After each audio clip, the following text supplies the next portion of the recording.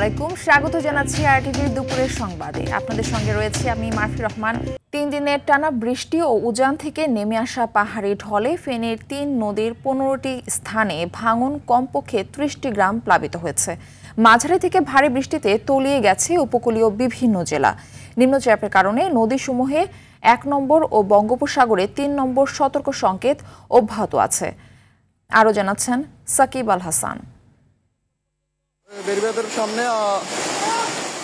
ফেনীর মুহুরী, সিলোনিয়া ও কহুয়া নদীর 15টি স্থানে বন্যা নিয়ন্ত্রণ বাঁধ ভেঙে কমপক্ষে 30টি গ্রাম প্লাবিত হয়েছে। গত 3 দিনের টানা বৃষ্টি ও উজান থেকে নেমে আসা পাহাড়ি ঢলে এসব নদীর পানি বিপদসীমার উপর দিয়ে প্রবাহিত হচ্ছে। পানির তোড়ে বাড়িঘর, গবাদি পশু, মাছের ঘের, রাস্তাঘাট বিলীন হয়ে যাচ্ছে। ঘরবন্দি হয়েছে কয়েক লাখ মানুষ। অবস্থা খুব ভয়াবহ। এখানে ফেনী থেকে ফুরসুনের মধ্যে যাওয়ার মতো কোনো সুবিধা নেই। যোগাযোগ বিচ্ছিন্ন হয়ে গেছে।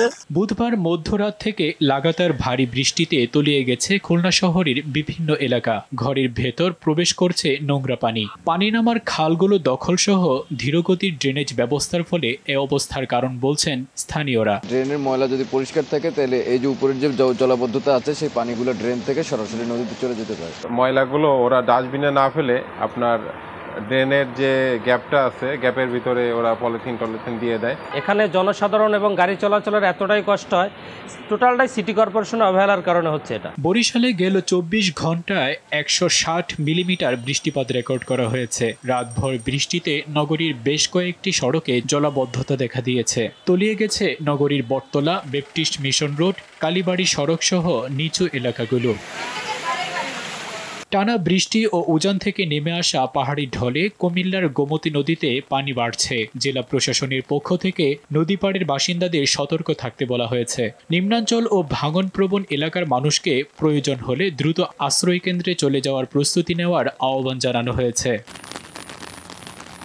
সাকিব আল হাসান, আরটিভি।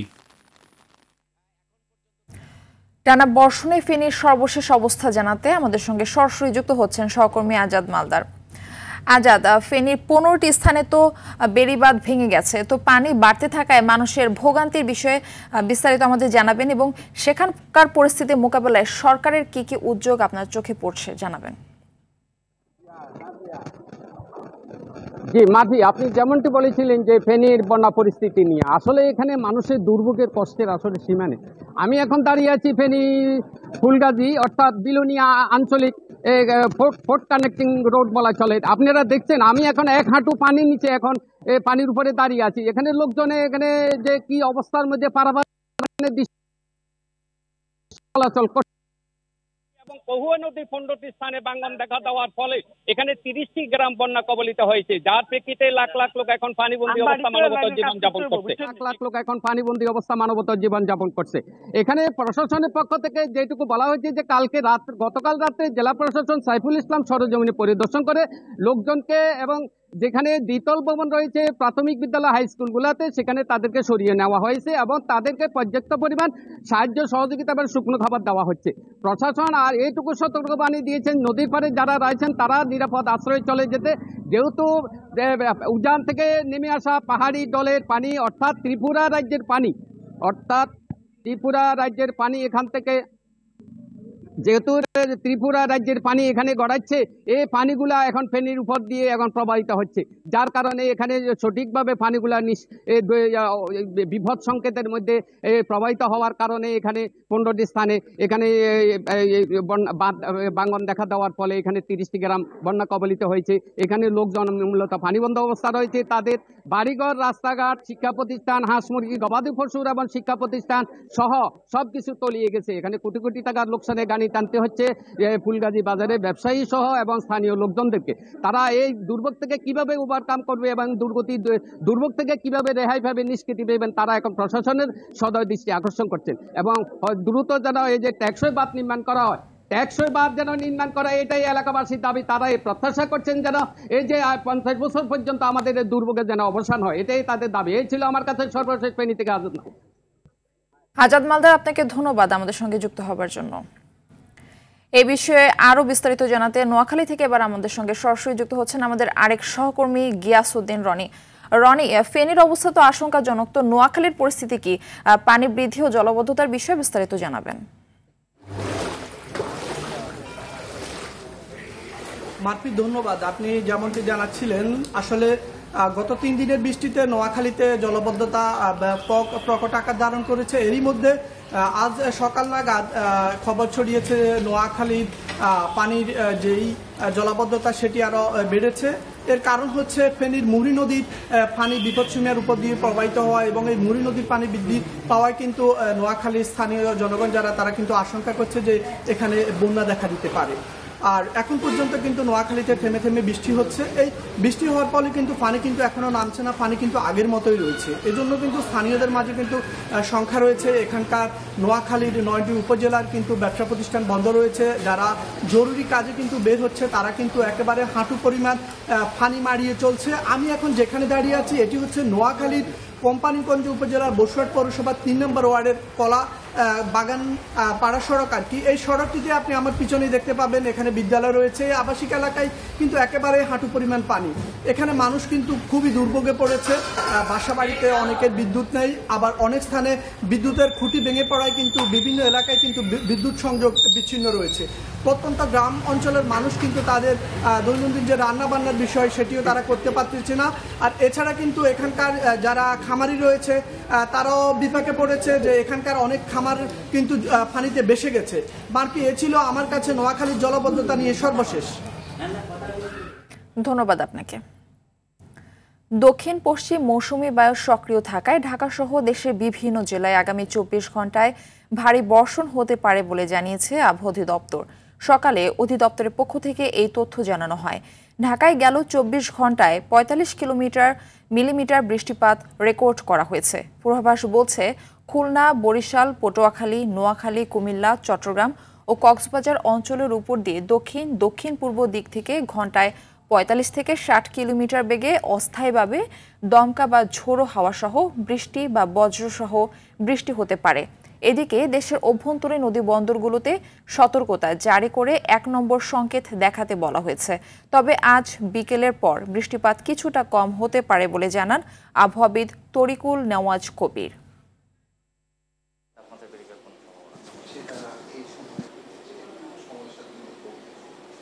গত 24 ঘন্টায় আপনার ফেনী শহরে সর্বোচ্চ 399 মিলিমিটার বৃষ্টিপাত আমরা রেকর্ড করেছি এবং আমরা ধারণা করতেছি যে সামনে বৃষ্টিপাতের প্রবণতাটা ক্রমান্বয়ে কমে আসবে। ওয়েস্ট বেঙ্গল এবং অ্যাডজয়েনিং এরিয়ায় মানে এর আশেপাশে একটি লো প্রেশার এরিয়া থাকার কারণে এবং সেই সাথে হচ্ছে অ্যাক্টিভ সক্রিয় মৌসুমী বায়ুর কারণে দেশের দক্ষিণাঞ্চলে বৃষ্টিপাতের আধিক্য দেখা দিয়েছে। কক্সবাজারের হিমছড়িতে সমুদ্রে গোসল করতে নেমে নিখোঁজ চট্টগ্রাম বিশ্ববিদ্যালয়ের আরেক শিক্ষার্থী আসিফ আহমেদের মরদেহ উদ্ধার করা হয়েছে। সকালে সৈকতের সমিতি পাড়া পয়েন্ট এলাকায় মৃতদেহটি ভেসে আসে বলে জানান সি সেফ লাইফ গার্ডের সুপারভাইজার মোহাম্মদ ওসমান গনি। আসিফ বগুড়া সদরের রফিকুল ইসলামের ছেলে। এই ঘটনায় এখনও নিখোঁজ রয়েছে বগুড়ার অরিত্র হাসান। এর আগে নিখোঁজের পর সৈকতে ভেসে আসে শিক্ষার্থী KM সাদমান রহমানের মরদেহ। তারা 3 জনই চট্টগ্রাম বিশ্ববিদ্যালয়ের ডেভেলপমেন্ট স্টাডিজ বিভাগের শিক্ষার্থী। পরীক্ষা শেষে সোমবার 5 বন্ধু কক্সবাজারে বেড়াতে যান। তাদের মধ্যে 2 জন বাঁধের উপরে বসেছিল এবং 3 জন সাগরে গোসল করতে নেমে নিখোঁজ হন। জুলাই গণহত্যায় শুধু শেখ হাসিনা নয়, দল হিসেবে জড়িত থাকলে আওয়ামী লীগেরও বিচারের দাবি জানিয়েছেন বিএনপি মহাসচিব মির্জা ফখরুল ইসলাম আলমগীর। বলেন, জনগণ নির্বাচন চায়, তাই বিএনপিও নির্বাচন চায়। যারা নির্বাচন পেছানোর পক্ষে তাদের আরও ভেবে দেখার আহ্বান জানান তিনি। রুদ্র রফিকের রিপোর্ট। বৃহস্পতিবার সকালে আগারগাঁওয়ের নিউরোসায়েন্স হাসপাতালে দীর্ঘদিন যাবৎ অসুস্থ বিএনপি চেয়ারপারসনের উপদেষ্টা বীর মুক্তিযোদ্ধা ডাক্তার আব্দুল কুদ্দুসকে দেখতে যান দলের মহাসচিব মির্জা ফখরুল ইসলাম আলমগীর। আব্দুল কুদ্দুসের চিকিৎসার খোঁজখবর নিয়ে গণমাধ্যমের সাথে কথা বলেন বিএনপি মহাসচিব। বলেন, সংস্কার আর নির্বাচন সাংঘর্ষিক নয়। প্রত্যেকটি রাজনৈতিক দলের দায়িত্ব হচ্ছে যে দেশকে সঠিক ট্র্যাকে ওঠানো এবং যত দ্রুত আপনার সেটা ওঠানো যাবে ততই মঙ্গল। সুতরাং যারা মনে করেন যে নির্বাচন প্রয়োজন নেই, আমার মনে হয় তারা আবার চিন্তা করবেন নির্বাচন প্রয়োজন জনগণের জন্য। এ সময় সাংবাদিকদের এক প্রশ্নের জবাবে তিনি বলেন, ফ্যাসিবাদের পক্ষে যারা কাজ করেছে তাদেরও শাস্তি হওয়া উচিত। শেখ হাসিনা তিনি এককভাবে আমি মনে করি responsible for the killing of thousands of people এবং যেন টর্চার নিপীড়নের জন্য তিনি দায়ী। সুতরাং তার বিচার ইতিমধ্যে শুরু হয়েছে। আমরা আশাবাদী তার তিনি ও তার সঙ্গে যারা এই হত্যাকাণ্ডের সঙ্গে গণহত্যার সঙ্গে এবং এই ফ্যাসি আক্রমণের সঙ্গে জড়িত তাদের প্রত্যেকেরই বিচার হবে। সেই হিসাবে দল যদি আইনের আওতায় নিয়ে এসে দলও যদি আমরা দেখা যায় যে দলগত হিসাবে তাহলে অবশ্যই তাদেরও বিচার হওয়া উচিত বলে আমি মনে করি। এরপর মহাখালীর আয়েশা মেমোরিয়াল হাসপাতালে কণ্ঠশিল্পী ফরিদা পারভিনকে দেখতে যান তিনি। সর্বোচ্চ চিকিৎসা বিদেশে দরকার হলে দেওয়ার ব্যবস্থা করতে হবে। রুদ্র রফিক, RTV, ঢাকা। জুলাই গণ অভ্যুত্থানে বৈষম্যবিরোধী ছাত্র আন্দোলনে যাত্রাবাড়ী থানার একাধিক হত্যা ও হত্যা চেষ্টা মামলায় আওয়ামী লীগের সাবেক এমপি, মন্ত্রী ও আমলাদের গ্রেফতার দেখিয়ে কারাগারে পাঠিয়েছে আদালত। সকালে ঢাকা চিফ মেট্রোপলিটন ম্যাজিস্ট্রেট আদালতে তাদেরকে তোলা হয়। পরে বিচারক মাসুম মিয়ার আদালত তাদেরকে গ্রেফতার দেখিয়ে কারাগারে পাঠান। তারা হলেন সাবেক মন্ত্রী আমির হোসেন আমু, সাবেক আইনমন্ত্রী আনিসুল হক, সাবেক আইসিটি মন্ত্রী জুনায়েদ আহমেদ পলক, সাবেক সমাজসেবা মন্ত্রী ডাক্তার দীপু মনি, সাবেক আইজিপি শহীদুল হক, সাবেক স্বরাষ্ট্র সচিব জাহাঙ্গীর আলম, সালমান এফ রহমান, সাবেক এমপি কাজী মনিরুল ইসলাম মনু, যাত্রাবাড়ী থানার সাবেক ওসি মোহাম্মদ আবুল হাসান। মামলার তদন্তকারী কর্মকর্তা আসামিদের বিরুদ্ধে বৈষম্য বিরোধী আন্দোলনে শিক্ষার্থীদের উপর হামলা ও হত্যার অভিযোগ আনেন। 14টা মামলায় মোট 8 জন আসামিকে বিজ্ঞ আদালতে নিয়ে আসেন। আইয়ুব সাহেব এই বিভিন্ন মামলায় সুনির্দেশ দেখানোর প্রার্থনা করেন। বিজ্ঞ আদালত সবার বক্তব্য শুনে ওনাদেরকে সুনির্দেশ করেন এবং জেল হাজতে প্রেরণ করেন। জুলাই গণ অভ্যুত্থানের 1 বছরে সারা দেশে জুলাই পদযাত্রা করছে জাতীয় নাগরিক পার্টি এনসিপি। পদযাত্রা নিয়ে চুয়াডাঙ্গায় অবস্থান করছেন নেতাকর্মীরা। দুপুরে পথসভায় বক্তব্য রাখবেন কেন্দ্রীয় নেতারা। বিকেলে ঝিনাইদহ শহরের পায়রা চত্বরে এনসিপির পদযাত্রা ও পথসভা অনুষ্ঠিত হবে। এতে দলের আহ্বায়ক নাহিদ ইসলাম, সদস্য সচিব আখতার হোসেন, যুগ্ম সদস্য সচিব ডাক্তার তাসনিম জারা, উত্তর অঞ্চলের মুখ্য সংগঠক সার্জিস আলম, দক্ষিণ অঞ্চলের মুখ্য সংগঠক হাসনাত আবদুল্লাহ সহ কেন্দ্রীয় নেতারা অংশ নেবেন। পরে ঝিনাইদহ থেকে মাগুরা ও যশোরে যাবে পদযাত্রাটি।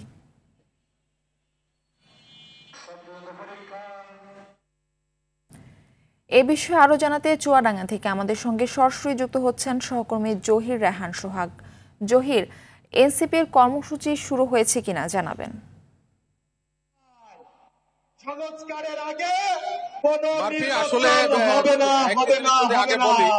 আজকে কিন্তু সকাল থেকে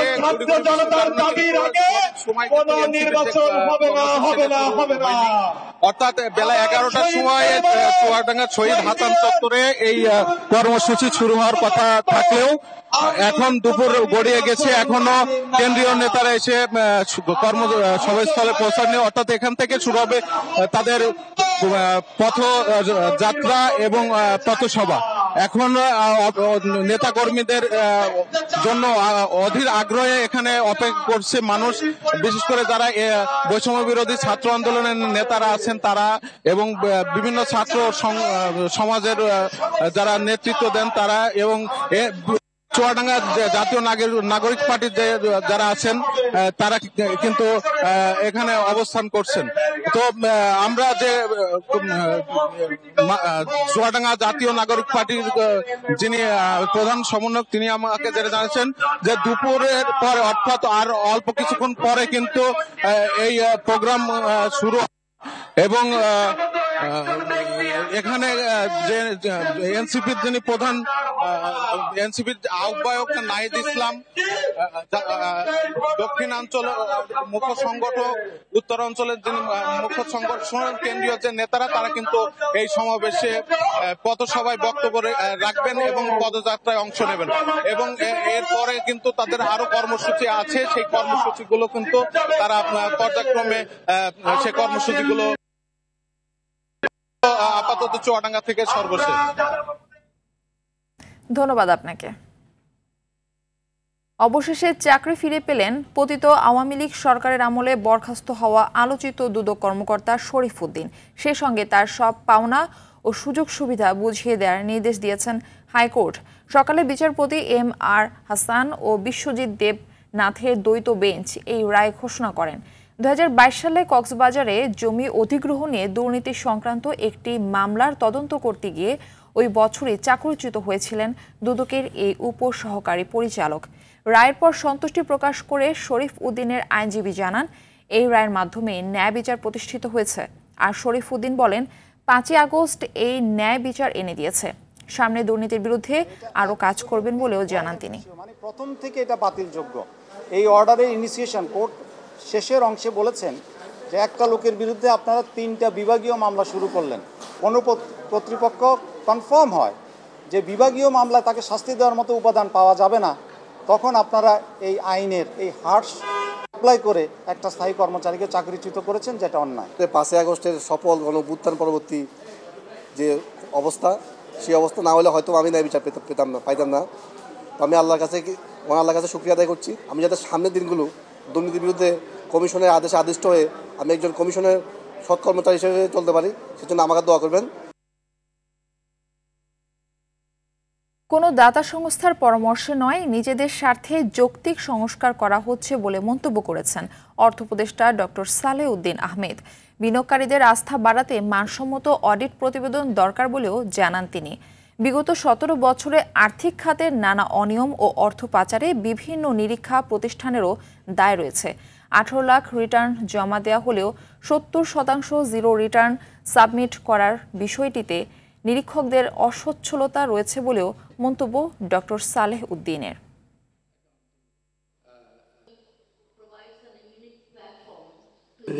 বিদেশি বিনিয়োগ বাড়াতে চাইলে আমাদের ডেফিনেটলি এই যে অডিটার এবং চার্টার্ড অ্যাকাউন্টে তাদের রোলকে আমাদের গুরুত্ব দিতে হবে এবং তাদের রোলটাকে সিরিয়াসলি নিতে হবে।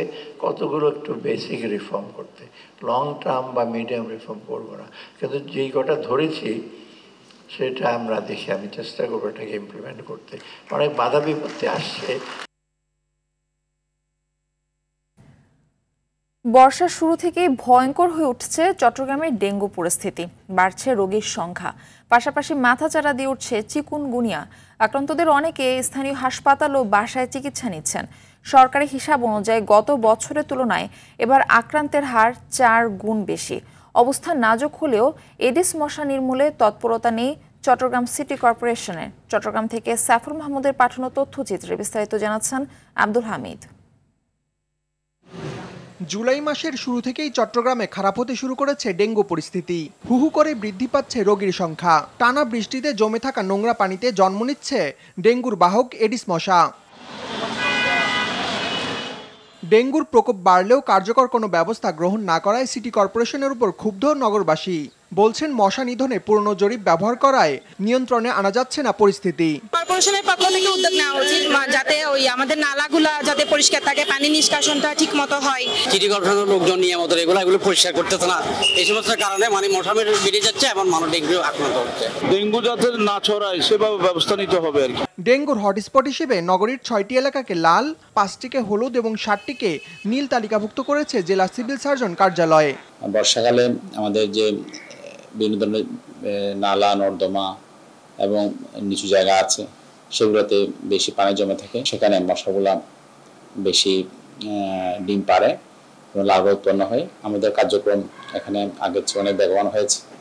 এখানে BTI এবং বিভিন্ন ধরনের নতুন নতুন ড্রাগ দিয়ে ফগিং করা হচ্ছে, স্প্রে করা হচ্ছে। এক জরিপে নগরীর 37% বাড়িতে এডিস মশার লার্ভা পাওয়া গেছে।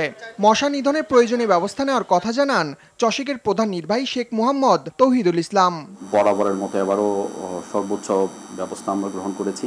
আমাদের মশার জন্য যে লার্ভিসাইড এবং অ্যারাডিসাইডের পর্যাপ্ত মজুদ রয়েছে এবং আমরা প্রটোকল অনুযায়ী প্রতিটা ওয়ার্ডে আমরা 4 ভাগে ভাগ করে আমরা কিন্তু মশার ওষুধগুলো আমরা প্রয়োগ করছি। গত বছর চট্টগ্রামে ডেঙ্গু আক্রান্ত হয় 4323 জন, মৃত্যু হয় 45 জনের। প্রয়োজনীয় ব্যবস্থা না নিলে এবছর পরিস্থিতি আরো ভয়াবহ হবার আশঙ্কা করছেন সংশ্লিষ্টরা। আব্দুল হামিদ, RTV। 2 দিনের বাংলা ব্লকেটের পর 9 জুলাই ব্লকের কর্মসূচি বন্ধ রেখে এদিন ক্লাস পরীক্ষা বর্জন করে ক্যাম্পাসে ক্যাম্পাসে লিফলেট বিতরণ করে বৈষম্য বিরোধী ছাত্র আন্দোলনের শিক্ষার্থীরা। পরে বিকেলে ঢাবি কেন্দ্রীয় লাইব্রেরির সামনে 10 জুলাই সকাল সন্ধ্যা সারা দেশে বাংলা ব্লকেট কর্মসূচি ঘোষণা করেন নাহিদ ইসলাম। সড়কের পাশাপাশি নৌ ও রেলপথও বাংলা ব্লকেটের আওতায় থাকার কথা জানানো হয়। সেদিনের কিছু কথা তুলে ধরছেন সাকিবুর রহমান। 7 ও 8 জুলাই সারা দেশে বাংলা ব্লকেট কর্মসূচি সফলভাবে শেষ করে আন্দোলনরত শিক্ষার্থীরা। 9 জুলাই মূলত পরীক্ষা ক্লাস বন্ধ করে পালন করা হয় ছাত্র ধর্মঘট। ক্যাম্পাসে ক্যাম্পাসে বিতরণ করা হয় লিফলেট। পরে বিকেলে সংবাদ সম্মেলন করে বৈষম্য বিরোধী ছাত্র আন্দোলনের শিক্ষার্থীরা, যেখানে নাহিদ ইসলাম 10 জুলাই সারা দেশে আবারও বাংলা ব্লকেটের ঘোষণা করে। সেদিন শুধু সড়ক না, রেল ও নৌপথেও ব্লকেট করার কথা জানানো হয়। 10 জুলাই 2024 আমাদের যে এক দফা দাবিতে সকাল সন্ধ্যা সারা দেশে ব্লকেট কর্মসূচি পালিত হবে। চলমান আন্দোলনে সাধারণ শিক্ষার্থীদের জন্য অবস্থান নেওয়াটা খুব সহজ ছিল না। সে সময়ের ছাত্রলীগের কর্মীরা ক্যাম্পাসে বিভিন্ন মহড়া দিয়ে শিক্ষার্থীদের আন্দোলনে যেতে বাধা দিত। কাল 9টা থেকে যারা ক্ষমতাসীন দলের ছাত্র সংগঠন ছিল তারা কিন্তু হলে কিন্তু সেই সময়ে আসলে 2টি শিবিরে ভাগ হয়ে গিয়েছিল। 80 থেকে 90% স্টুডেন্ট যারা আন্দোলন করতে চায় তাদেরকে কিন্তু সেই 10% সেই আন্দোলনে যেন যেতে না পারে সেজন্য কিন্তু বিভিন্নভাবে ব্লক করা হচ্ছিল। সামনের দিনগুলোতে আমরা হলে থাকতে পারবো কিনা এই বিষয়গুলো নিয়ে কিন্তু শিক্ষার্থীদের মনে আমাদের অনেক শঙ্কা ছিল। তবে বিভিন্ন রাজনৈতিক ছাত্র সংগঠন মনে করত এই আন্দোলনের মাধ্যমেই শেখ হাসিনার স্বৈরাচার শাসনামলের অবসান ঘটবে। 24 সালের যে আন্দোলন শুরু হয় তখন বিশেষ করে আমি ব্যক্তিগতভাবে এই আন্দোলনকে খুব বেশি আশাবাদী ছিলাম না শুরুর দিকে যে কোটা সংস্কার আন্দোলন হবে, হয়তো শেখ হাসিনা কিছুদিন পর এটা মেনে নিবে। তো সেখানে আমরা যে আসলে দীর্ঘদিন ধরে একটা ভুক্তভোগী, আমাদের যে প্রত্যাশা শেখ হাসিনার পতন সেটা হয়তো পূরণ নাও হতে পারে। আমরা চাচ্ছিলাম যে শেখ হাসিনার পতন। এদিকে ঢাকার বাইরে 9 জুলাই রাস্তা বন্ধ করে অবস্থান নেয় কোটা সংস্কার দাবি জানানো বিভিন্ন বিশ্ববিদ্যালয়ের শিক্ষার্থীরা, যার মধ্যে ঢাকা আরিচা মহাসড়কে অবস্থান নেয় জাহাঙ্গীরনগর বিশ্ববিদ্যালয় আর বরিশাল সড়ক অবরোধ করে বরিশাল বিশ্ববিদ্যালয়ের শিক্ষার্থীরা। তবে রাজশাহী, চট্টগ্রাম সহ বিভিন্ন বিশ্ববিদ্যালয় ও কলেজের পক্ষ থেকে প্রতিটি জেলায় নিজ নিজ ক্যাম্পাসে লিফলেট বিতরণ করে কোটা সংস্কার আন্দোলনের শিক্ষার্থীরা। সাকিবুর রহমান, RTV, ঢাকা। জুলাই অভ্যুত্থানে নির্বিচারে গুলির নির্দেশ দিয়েছিলেন তৎকালীন প্রধানমন্ত্রী শেখ হাসিনা। এর অডিও সত্যতা নিশ্চিত করেছে ব্রিটিশ সংবাদ মাধ্যম BBC।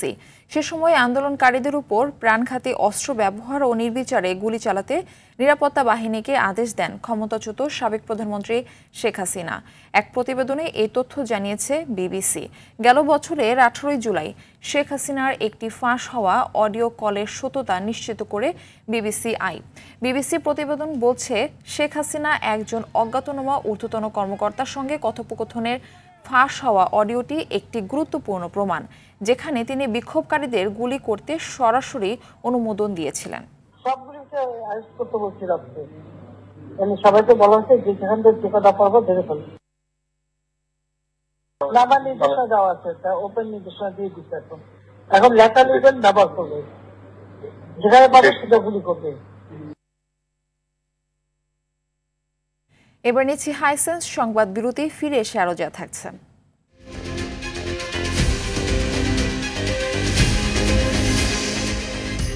চলতি সপ্তাহের শেষে গাজায় যুদ্ধবিরতি জানালেন ট্রাম্প। ফিলিস্তিনকে আনুষ্ঠানিক স্বীকৃতি একমাত্র টেকসই সমাধান বললেন ম্যাক্রো।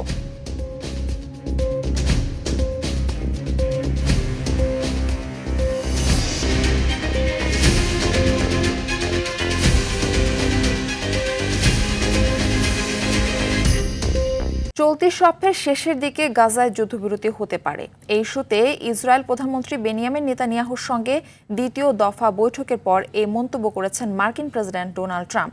যুদ্ধবিরতির সম্ভাবনা ছাপিয়ে গাজায় ইসরায়েলি আগ্রাসন চলছে।